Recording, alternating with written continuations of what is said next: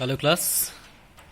Uh, Now we'll see the solution of assignment 11 dated 22nd July. Okay, so all of you just go through it. If you have made mistakes, correct it. So the first was write true or false, correct the false statement. So the first statement is the attractive force between oppositely charged ions that holds the ions together is called an ionic bond. It is absolutely true. Number 2, when electricity is passed through acidified water, it decomposes to give you hydrogen and carbon dioxide. It is false. Because the correct statement will be when electricity is passed through acidified water, it decomposes to give you hydrogen and oxygen. Number 3, potassium chlorate on heating gives potassium chloride and oxygen. It is true.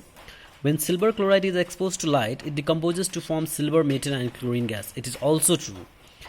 Number 5, neutralization reactions between acids and bases are endothermic reactions. It is false because neutralization reaction between acid and bases, they are exothermic reaction. Heat is evolved. Number 6, when metal carbonates are heated strongly, metal oxides are formed. That is true. And number 7, acidic oxides that are dissolved in water turn red litmus blue. It's false because acidic oxides that are dissolved in water turn blue litmus red. Okay, that was the true and false. Next we have got name the following. That means you have to write a one word for the sentence. Substances that take part in a chemical reaction, they are called as reactants. Substances produced because of the reaction, that means produced after the reaction, is we call it as products. Number 3, stable compounds that are formed when metals react with non-metals, they are called ionic compounds or electrovalent compounds. A reaction in which a substance breaks up into two or more simpler substances, they are called as decomposition reaction. A reaction in which an element displaces another element from its compound, displacement reaction. And number 6, a substances that alters the speed of a chemical reaction but it does not take part in the reaction, we call it a catalyst. Next we have got number 7, the insoluble residue formed when solutions of two compounds react with each other, they are called precipitate. And number 8, compounds that are formed when metals or non-metals react with the oxygen in the air, they are called oxides. Next we have got classify the following reactions as combination, displacement, decomposition or neutralization reaction.